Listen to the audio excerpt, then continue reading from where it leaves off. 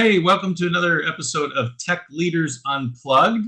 Today we're getting unplugged with David Millili, CEO of LodgIQ, a travel and hospitality SaaS solution. And we're going to talk a little bit about unified strategy and tech silos today. But first, I'd love to welcome you to the show, David. Introduce yourself a little bit about LodgIQ, and then we'll get into the topic. Sure. No, thanks for having me. Yeah, I'm a hotelier at heart. I've worked every single job pretty much in a hotel that you can imagine. Ran hotels in the 90s in New York City, lived on property. And then when the internet took off, I followed the tech side and have been working in different startups and companies and travel and hospitality since around 2000. LodgIQ is at its core, it's a revenue management platform, but we're dedicated to becoming the first commercial strategy platform. And by that I mean making sure that the data is in our revenue management platform is being used by sales and marketing and other departments in the hotel.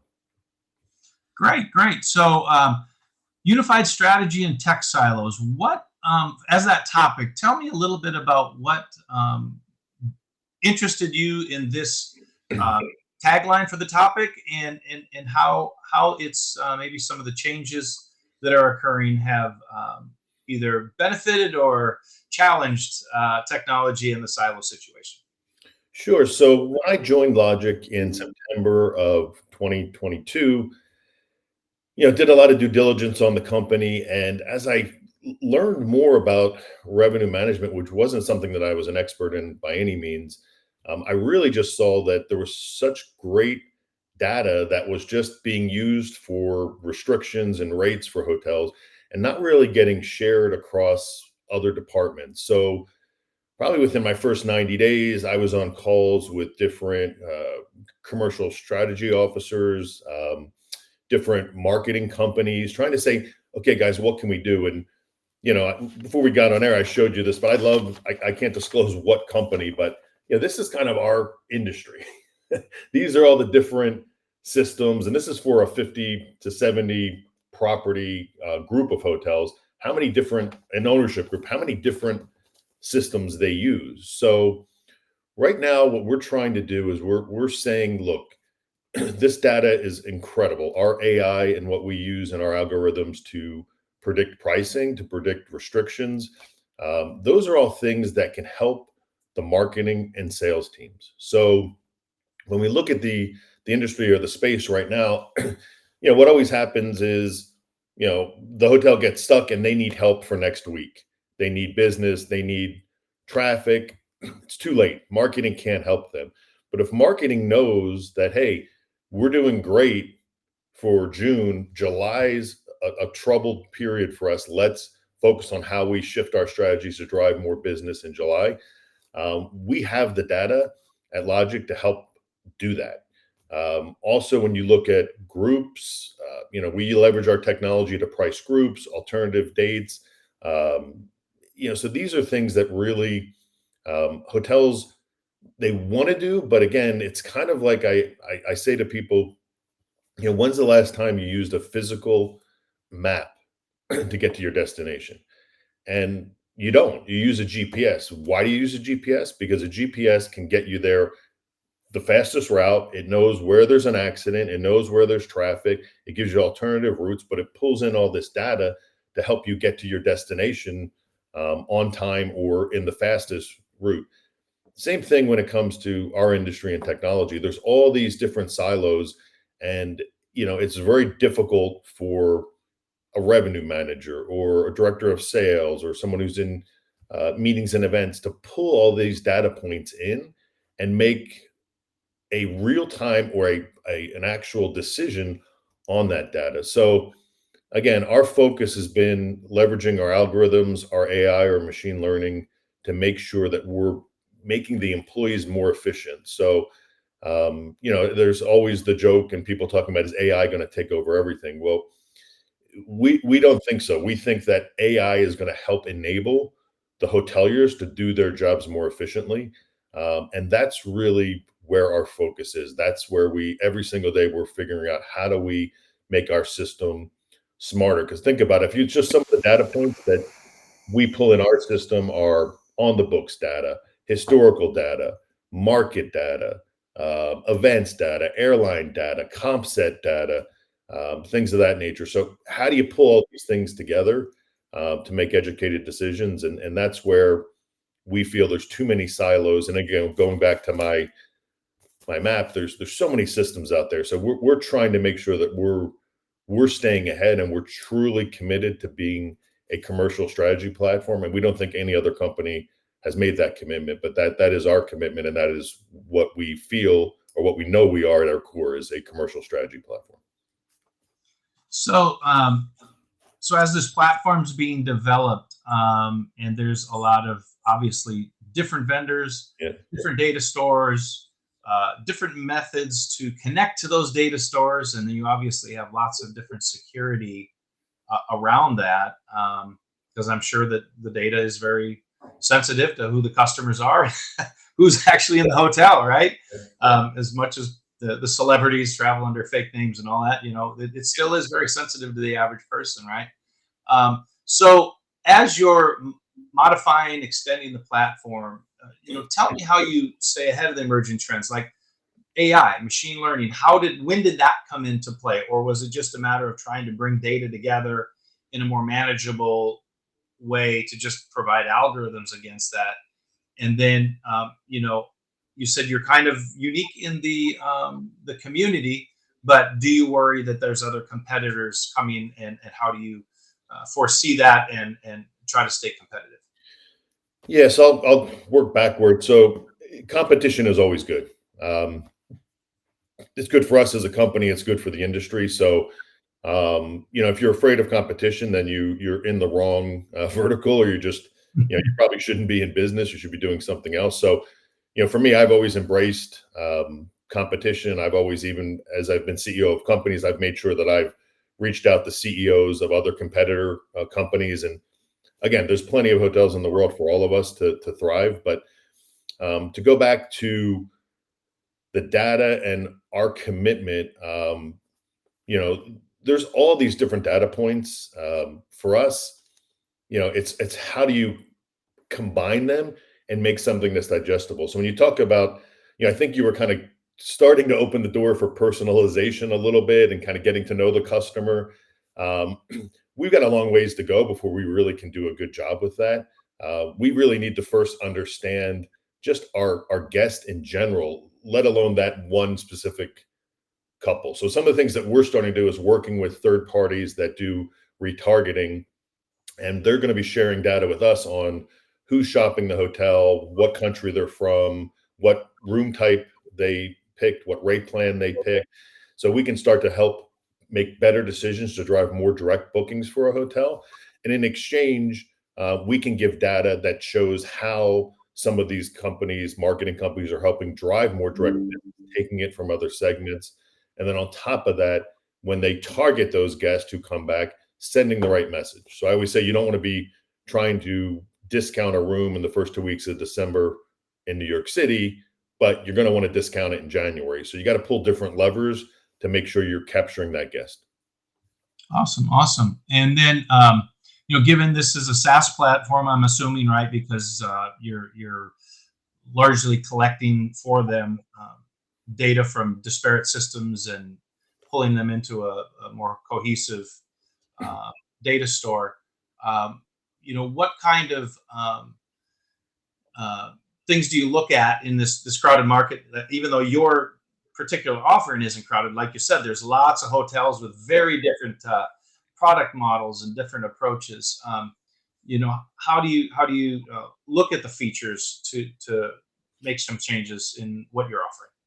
Yeah, so I think what we see is, again, because it is a hot topic, I'll hit on it, but not hurting AI. And what I mean by that is that we use AI to help make decisions in our platform. We've seen some hotels or even other platforms where they try to outsmart the AI. And so what I mean by that is they put a floor, they put a ceiling, they put certain rules based off their comp set. And that just kind of defeats the purpose of letting AI help you and guide you in making decisions. It's kind of like going back to that GPS, if the GPS says, stay on 95 and get off at exit 13, well, if you get off at exit 12, you're probably not going to get to your destination at the same time. So what we do is we encourage hotels to let the system analyze the data, make suggestions as a co-pilot, and then the hotel can actually decide whether or not that's the right decision for their property or they should make a different decision. And then we learn from that. So in the machine learning, if a hotel is if we're saying the hotel should be at 305 and they're at 300 and they stay, we know that they stayed, and our machine learning is learning that, okay, was that the right decision that they made? So we do like a health check afterwards and say, hey, you really should have moved it to 305, or that 300 was the right decision to make. Great. So a lot of our viewers are in the software development space, testing, those kind of things, and a lot of product leaders. What kind of advice would you provide a product leader? Like, think of some of the product leaders in your company that are driving the actual products and services.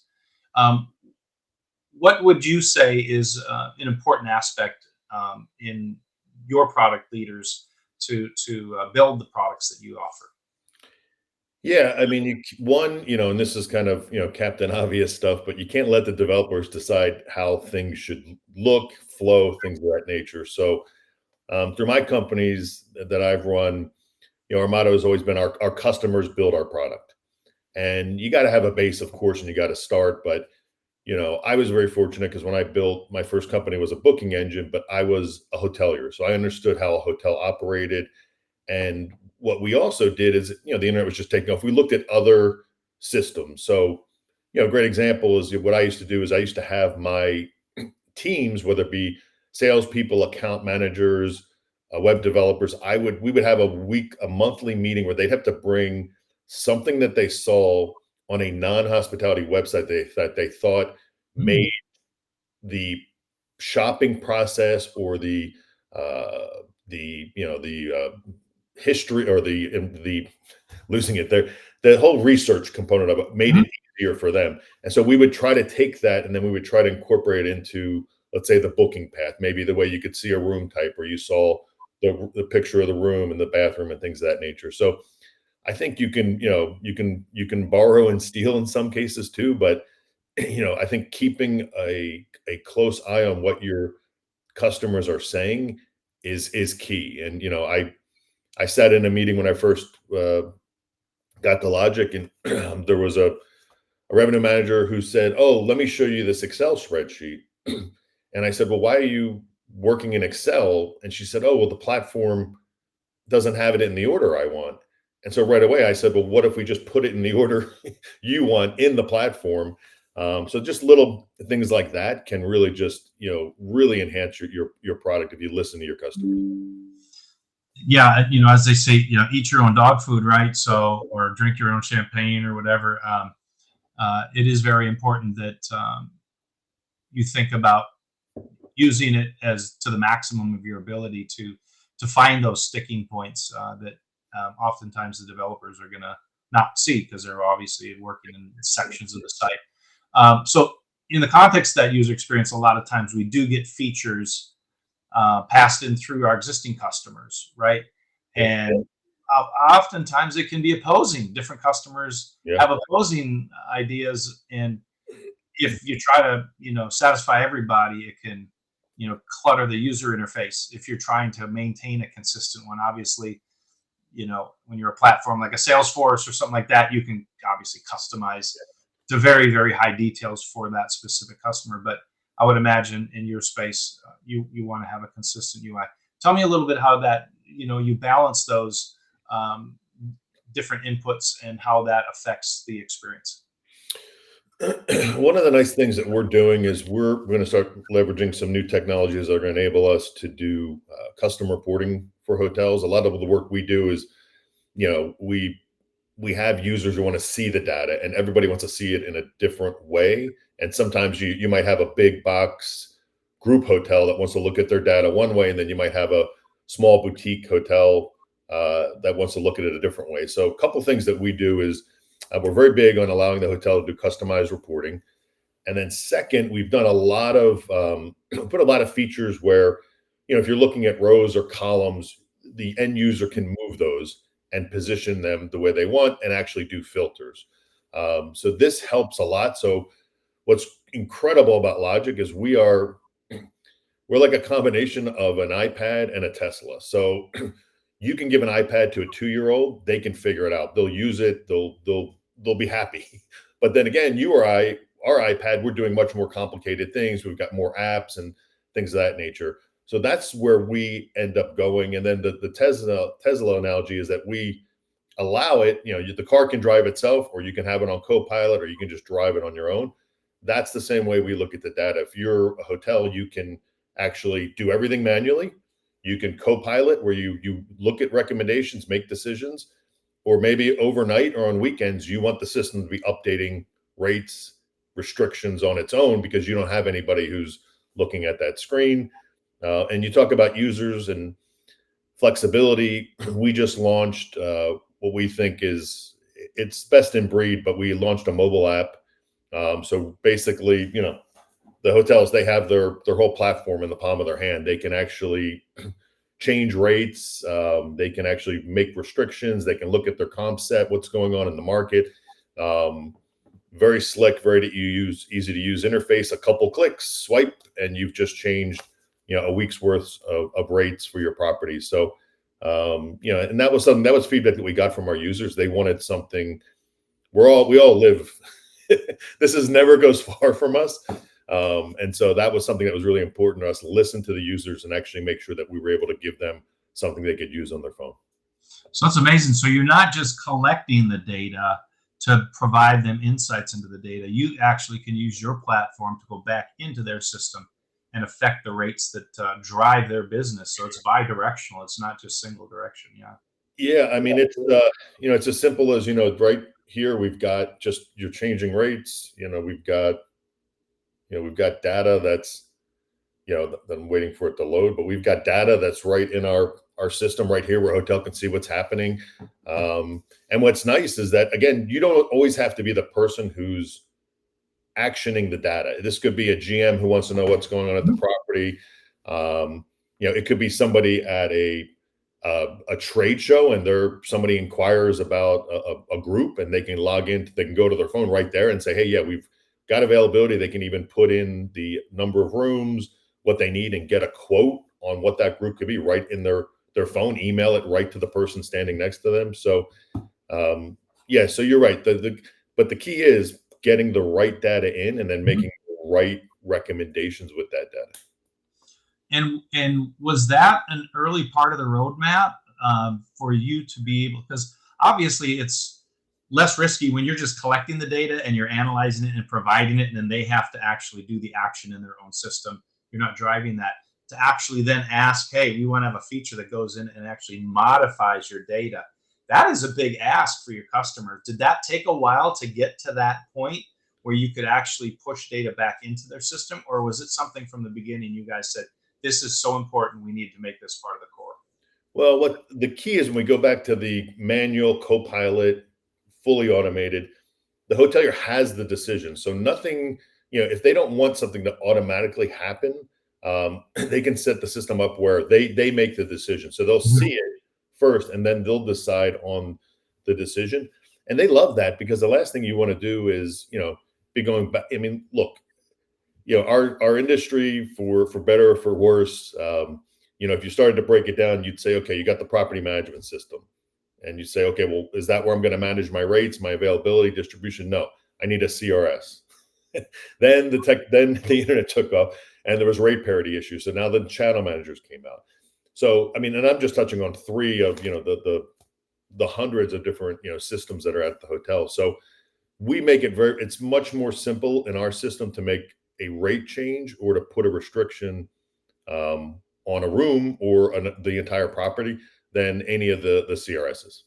Wow, that's amazing amount of control, and how you've inserted yourself into their business operations. Because a lot of times, the SaaS tools are largely just collecting and analyzing, and they're not really given the rights into the brains of the operations. So that's quite a feature. Yeah. So given the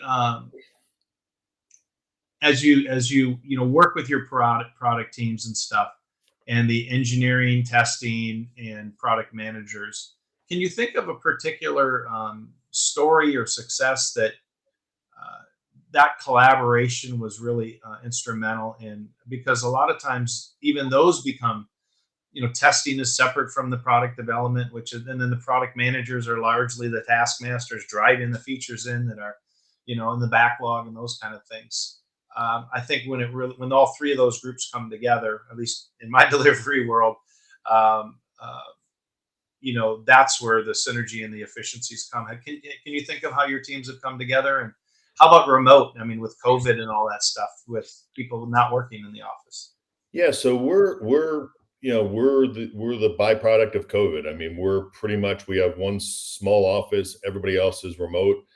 Um, my motto has always been hire the best people no matter where they're at. Obviously, sometimes in hospitality, sales can dictate where, time zones. You might want somebody obviously in California, even if there might be somebody who's a little bit better on the Mhm. East Coast. But as far as the teams working together, what I love about the Logic mobile app was that it takes me back. It's a little bit of nostalgia for me because when I had my own company, Open Hospitality, we were building, iPhone took off, we built mobile websites. And that was just really cool because you could see people testing and looking at the mobile website, the developer, the account, the salesperson right on their phone. And then when the iPad came out and these tablets started popping up, we built the first hospitality responsive design website for Morgan's Hotel Group. Um, and that was really where you kind of felt like, wow, this is really cool because you're looking at one code base, one platform, and wherever you make that change, we set it up where it affected desktop, mobile, tablet. It was responsive, so if it was a iPad mini versus a larger iPad. And what was really just cool about that was, again, it's kind of like I said before, when you're holding it in your hand, it's just a little bit different than just looking at your laptop or a desktop. So Mhm. um, that was what was really cool. And we had, with mobile, even with the Logic app, I mean, we've got investors, we've got people who aren't even revenue managers, who are logging in and testing it and saying, "Wow, I can't believe that I just log in, I can click a couple buttons, take your rate suggestions, and push it out, or close my hotel for the weekend, or put a 2-night restriction, close to arrival on a Friday night, things of that nature." So there's something about just that having it on your mobile phone that's pretty cool. Yeah, that's great. That's great. All right. Well, we've got about 5 minutes left. This is the part of the show I like to pivot to you a little bit on your career. Um, and so, looking at your background, as you said earlier, you've been involved in the startup community for hotel and hospitality, travel and hospitality for some time. What are some of the major changes that you see coming that would affect software developers and testers that they should be aware of? Is AI enabled programming something that you guys are talking about at your level to upscale your teams? Or I know offshoring's been around a long time. Is that something you're looking at? Because a lot of times now, COVID, with people getting comfortable with remote work, or that now has opened off offshoring and those kind of things.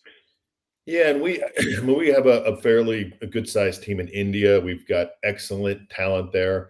Um, like with anyone, there's always the good and the bad. I mean, time differences always can, be an issue, but we've worked it out and it works great. I think obviously, we're looking at how AI is evolving and how, you're going to be having, different platforms that are going to just be telling you, they're going to say, hey, we just made a rate change, or you could just talk to it and say, yes, I want you to push those rates for the weekend or make the following change. So we're looking at, we always try to stay a step ahead and look at what's happening. For entrepreneurs, I think they just have to embrace the technology. And I tell people, a lot of times, if there becomes engineers who have a great idea and are really smart, just make sure you surround yourself with good people who can help you with the product, help you with the go to market strategy, marketing in general.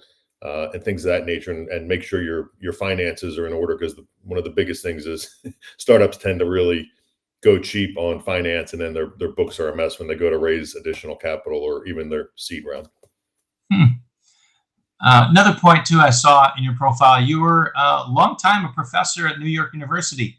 I've taught as well, and I know how it affected me. But tell me a little bit about how teaching kind of shaped how you were, your career path, your appreciation for the talent you have, and what changes in mindset you had based on the students' involvement in your life through teaching. Yeah, and so it still continues for me in a different form. So I'm a mentor for NYU's incubator. Mhm. That's fantastic. Being a teacher was incredible. It really it's kind of like when you have kids, you start to see things differently. And for me, it was like I saw this whole generation that was, at the time, probably 20 something years, plus younger than me, and to see how they were looking at technology and what they thought was important and what they thought about travel. It was great because it was NYU. There was a lot of international students, so we got all different opinions. And for me, I just loved it. And that kind of was something that kind of made it easier for me to do advisory work, because, I always felt like I was learning. I wanted to make sure that obviously I was teaching and educating, but I was also learning and kind of seeing how they were viewing things, which always made me rethink, some of the things I was doing. And that led into some of the advisory work. And even now, being a mentor, it's amazing that when you see, their kids. I mean, maybe they don't like to be called kids, but these kids with their ideas and what they want to do, and overall, it's inspiring. Great, great. So, yeah, we're at the top of the hour. Before we wrap, I wanted to just introduce the next week's show, if that's okay. So, next Wednesday, we have Anthony Presley, CTO of Custom Business Solutions. And the topic's going to be around restaurant technology and in the cloud or on-prem. Obviously, with people coming into restaurants, there's a lot of technology that you have to have localized in the space. But then, of course, cloud gives you a lot of advantages, especially when you're franchised. So that's on the 22nd, same time, 9:30. And join us for a little talk about tech and restaurants. Well, David, thank you so much for your time. This, of course, always goes very fast, and appreciate your insights. Look into the hotel business and SaaS tools for the hotel space. I always learn plenty when I'm on these shows, and how different folks build their software and test it and introduce new products, and you never stop learning. And so I definitely appreciate your input to the community here and your time, and good luck with everything in the biz as you're growing it. Thank you. I appreciate it. It was a pleasure. Thank you. All right, everybody. See you next week.